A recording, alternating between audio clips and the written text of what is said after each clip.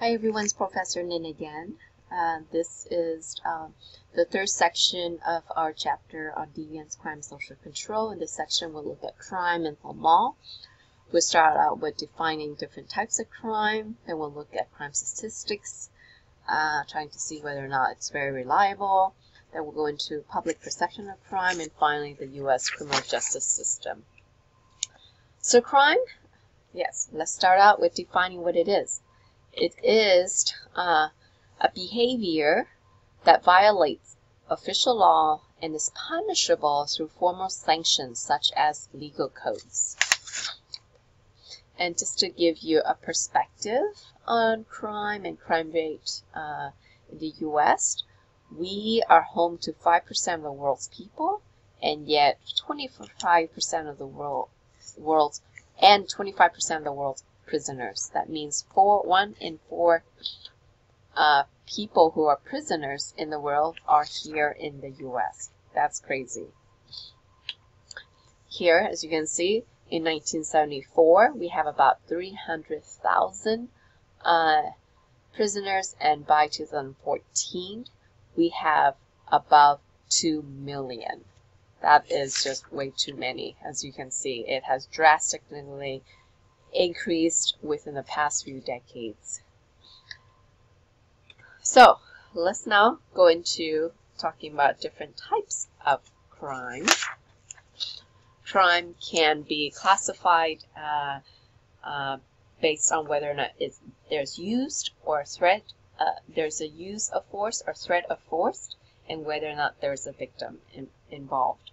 So a violent crime or crimes that are against a person, here in this case, a use of force or a threat of force is present. So examples may include rape, murder, and armed robbery. Nonviolent crimes or property crimes, on the other hand, may involve the destruction or theft of property, but do not use force or the threat of force. So this may include larceny, car theft, and vandalism. Street crime, which is considered are offenses committed by ordinary people against other people or organizations. This might include pickpocketing and stealing. Corporate crime is a crime committed by white-collar workers in a business environment. So this may include embezzlement, insider trading, and identity theft. The third type of crime is victimless crime. This is a third category, and of course underneath it may include several crimes. So victimless crime is a situation in which the perpetrator is not explicitly harming another person. So example might include underage drinking and the selling of a sexual act or service. Here I'm including a video to the case of kidnappings that involve Ariel Castro. It's a mind-blowing case, and I highly recommend you to watch this. And this video exemplified a violent crime.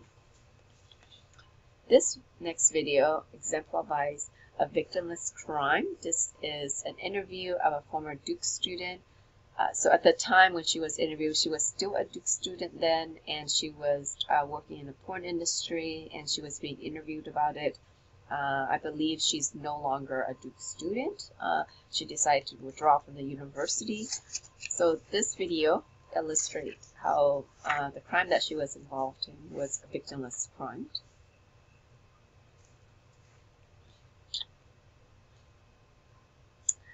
So now let's go into crime statistics. Here we're talking about specifically the U.S. The Uniform Crime Reports, or UCR, has data from law enforcement agencies. This includes, I believe, it's either 17,000 or 170,000 agencies, law enforcement agency in the U.S. Oftentimes the data is underreported. Another source of crime statistics come from the National Crime Victimization Report, or NCV. Here, the data is self-reported. So they definitely have a higher report of crime than they have reports of a higher crime rate than the UCR.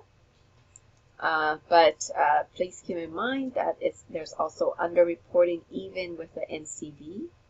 For example, those who do not have access to telephones and those who move frequently, and so they cannot self-report the crime. Now, let's go into public perception of crime. Neither the NCVR or the UCR accounts for all crime in the United States, but general trends can be determined. Crime rates, particularly for violent and gun-related crimes, have been on the decline since peaking in early 1990s. However, the public believes that crime rates are still high or even worsening, and this probably has to do with this inaccurate public perception of crime made behind by popular crime shows on TV or on the internet, and also extensive and repeated media coverage of crime. And studies have found that people who watch, closely follow media reports of crime are likely to estimate the crime rate as inaccurately high and more likely to be fearful about the chances of experiencing crime. Okay, now let's discuss the U.S. criminal justice system, which is defined as an organization that exists to enforce a legal code. The U.S. criminal justice system has 3 branches.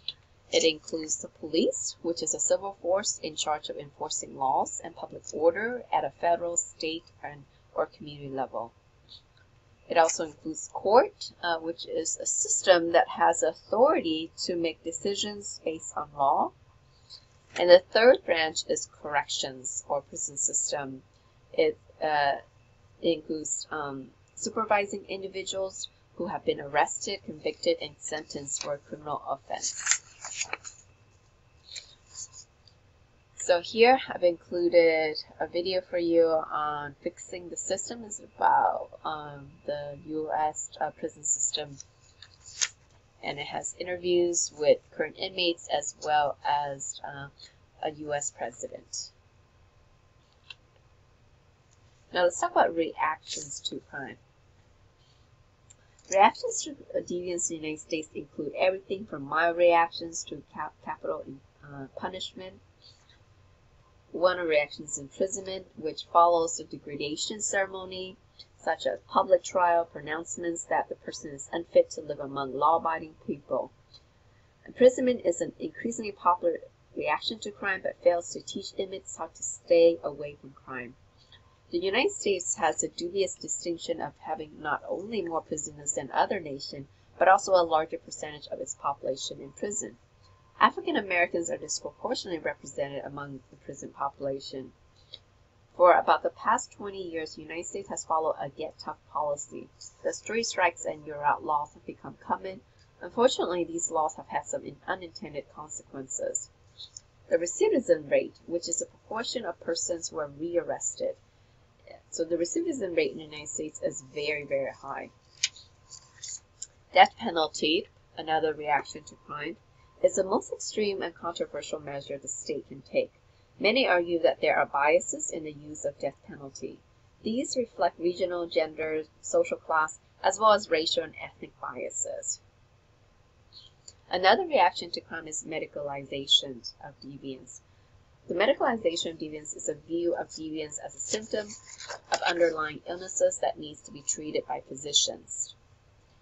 So a scholar by the name Thomas Sass argues that mental illness is simply problem behaviors. Some forms of mental illnesses have organic causes, such as depression caused by a chemical imbalance in the brain, while others are responses to troubles with various coping devices.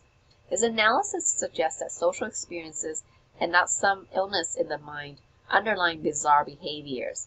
So being mentally ill can sometimes lead to other problems like homelessness, but being homeless can lead to unusual and unacceptable ways of thinking that are defined by the wider society as mental illness. Another reaction to crime is changing definition of deviance in our laws and policies. The definition of behavior as deviant varies across societies, groups, and time periods. The emergence of hate crime legislations in the United States is an example of this. Caution is needed in interpreting official crime statistics because the reactions of authorities are influenced by social class as an offender. Crime statistics are a human creation produced within a specific social and political context for some particular purpose. Police discretion, deciding whether to arrest someone or to ignore a situation, is a routine part of police work. Crime statistics reflect this and many other biases. With deviance being inevitable, one measure of society is how it treats its deviants. The larger issue is how to protect people from deviant behavior that are harmful to their welfare, to tolerate those that are not, and to develop systems of fair treatment of deviants. So as a way of conclusion, I've included here a video of a man who was involved in many deviant and criminal behaviors and how he was able to become successfully reintegrated into society. It's a very inspirational video, so I highly encourage you to watch it. Here another video is about inmates and how they're trying to redeem themselves and become more integrated in society. Alright, so I'll stop here, and in the next section we will go into the summary.